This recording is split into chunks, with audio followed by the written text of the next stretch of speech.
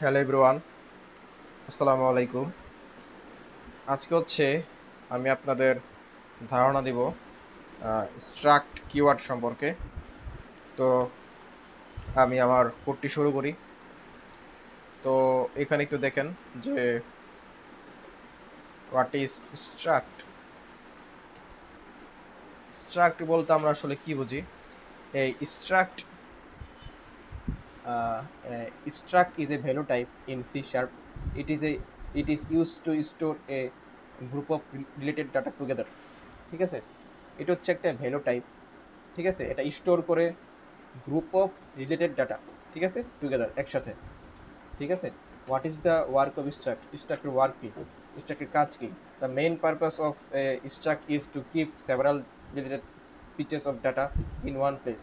The main purpose of struct is, ঠিক আছে, main purpose of struct কি? তো keep several related pieces of data, মানে related data অনেকগুলো, যেমন ধরেন যে স্টুডেন্টের নাম, আইডি, এগুলোকে একসাথে রাখে। ঠিক আছে, ছোট ছোট ডাটাগুলোকে। Benefit of struct. স্ট্রাক্টের বেনিফিট কি? Struct is a value type. এটা হচ্ছে একটা value type. So it is generally faster than a class for small amount of data because it is copied by value and less overhead। ঠিক আছে, এখানে এটা হচ্ছে copied by value।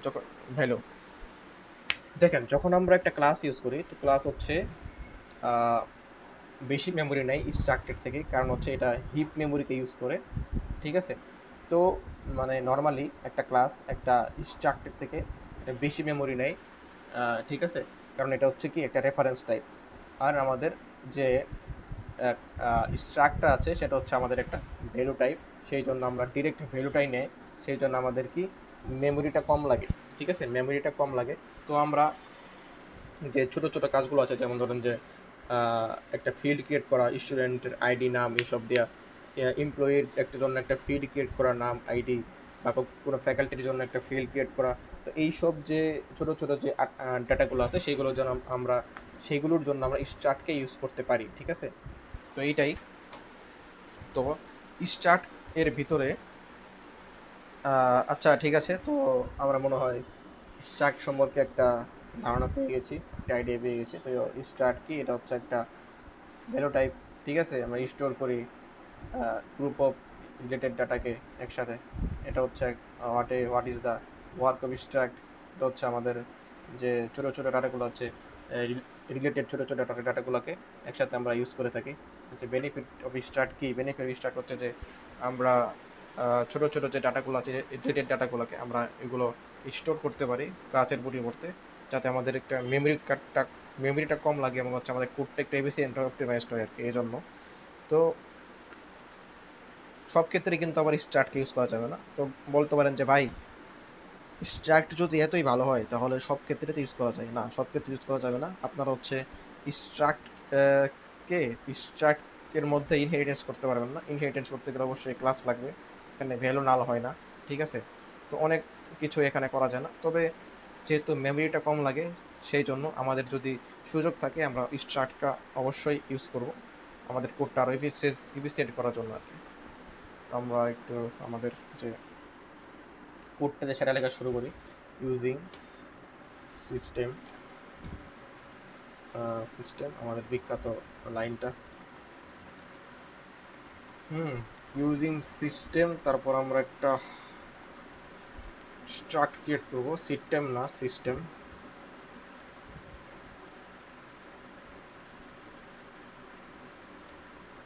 স্ট্রাক্ট হচ্ছে, নাম দিলাম স্টুডেন্ট। এখন একটা স্টুডেন্টের কি থাকে? Public integer ID, public integer teaser name, এইসব থাকে একটা স্টুডেন্টের, সুবিধা থাকে। তাই না, আমরা এখন একটা ক্লাস ক্রিয়েট করব। Class program static void main. ঠিক আছে, তো আমরা এই স্ট্রাক্টটাকে ক্লাসের মতো করে ক্রিয়েট করব। এখানে যদি ক্লাস থাকতো ঠিক আছে, কোনো মানে কোনো বিশেষ কোনো পরিবর্তন হইতো না। এটা যদি আমি স্ট্রাক্ট দেই,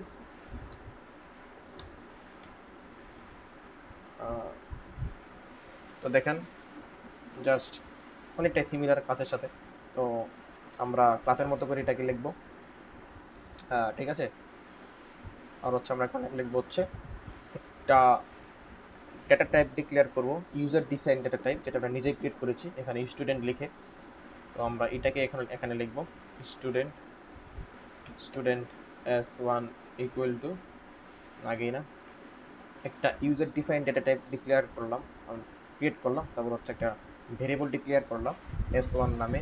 তারপর হচ্ছে আমরা S one dot name equal দিলাম হচ্ছে যে আমার নাম জিহান, ঠিক আছে। এস ওয়ান ডট আইডি দিলাম হচ্ছে যে two two two two two two two two, এটা হচ্ছে আইডি, হ্যাঁ, এটা দিলাম আর কি। ইন্টিজার নেম, ইন্টিজার আইডি, তো এখানে আমরা স্ট্রিং গুলো দিয়ে দিয়েছি, এটা হচ্ছে আমার নেম হবে স্ট্রিং এ, আইডিটাও স্ট্রিং এ হওয়া উচিত, ঠিক আছে। তো এখন ঠিক আছে। তো আমরা যদি এখন এটাকে প্রিন্ট করি যে I name name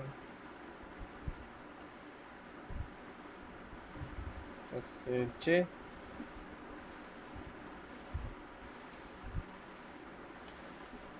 s1 dot name, তারপরে console dot write line, line না দিলেও চলবে, এই আইডি হচ্ছে আমাদের plus ID, ID okay, name and ID. তো ভুল গিয়েছি, তো কি ভুল গিয়েছি, this s1 is declared but never used, ওই ইউজ তো করলাম।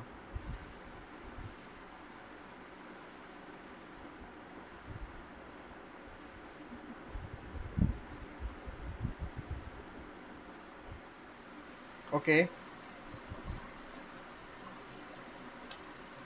এখন একটু বলি যে কিভাবে কি হলো এই কোডটার ভিতরে।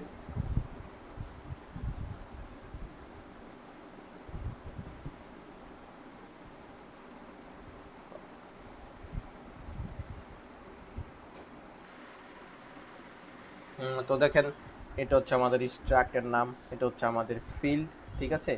আর এটা হচ্ছে আমাদের মেইন মেথড। তো আমরা এখানে একটা user defined data type create করেছি, আর ভেরিয়েবল হচ্ছে এস ওয়ান।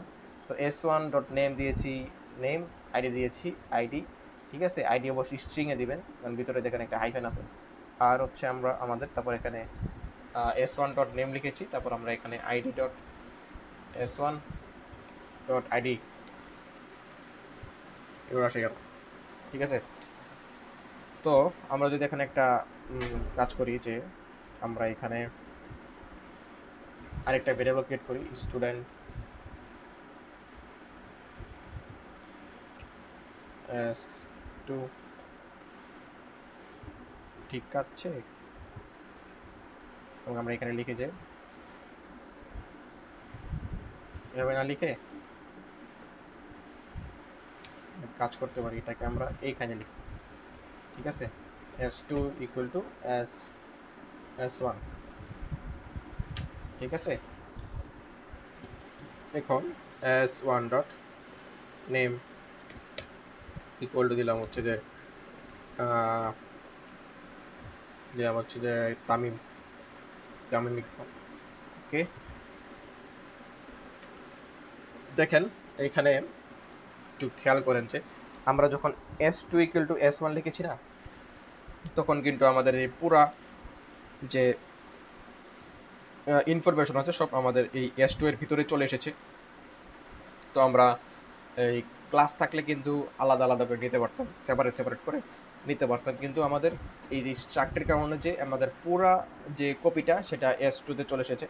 ঠিক আছে, সেই জন্য আমরা ক্লাসকে ইউজ করি, সব ক্ষেত্রে আমরা স্টার্টকে ইউজ করতে পারি না। তো আমাদের যে যখন আমরা এস টু তো নেম ইকুয়াল টু তামিম লিখলাম, তখন হচ্ছে এই জিহান কিন্তু টাইপ কাস্টিং হয়নি।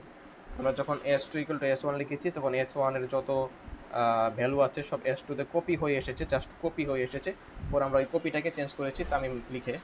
ঠিক আছে, আমাদের কিন্তু ওই জিহান নামটা টাইপ কাস্টিং হয়নি। তো আমরা যদি একে একবার রান করি,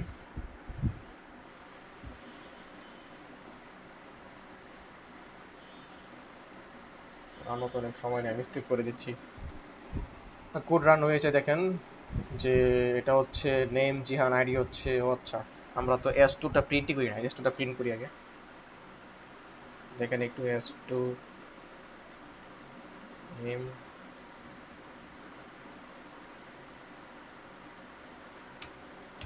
এখানে লিখে দেই যে S2 নেম, S2 S2 এর নেম। ঠিক আছে,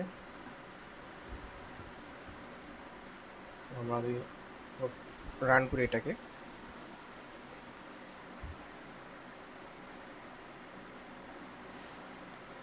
দেখেন যে এরকম আসলো কেন, এরকম আসলো কেন, এরকম আসলো কেন? লাইন দিয়ে একটা লাইন দিই, তাহলে আরো অর্গানাইজ হয়ে আসবে আর কি। তো ভালো দেখাচ্ছে না।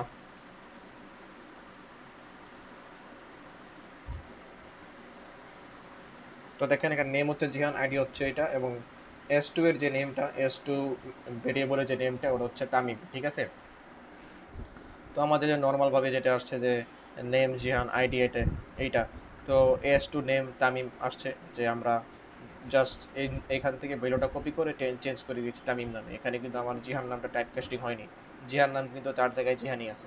জাস্ট আমরা এই S1 এর ভ্যালুটা কপি করে S2 তে নিয়ে, তারপর আমরা S2 এর ভ্যালু অ্যাসাইন করেছি তামিম নামে, এটাই। ঠিক আছে, তো আশা করি আমার এই স্ট্রাকটা বোঝাতে পেরেছি। তো আজকের ক্লাসটা এখানেই শেষ, আশা করি সবাই বুঝতে পেরেছেন। আল্লাহ হাফিজ।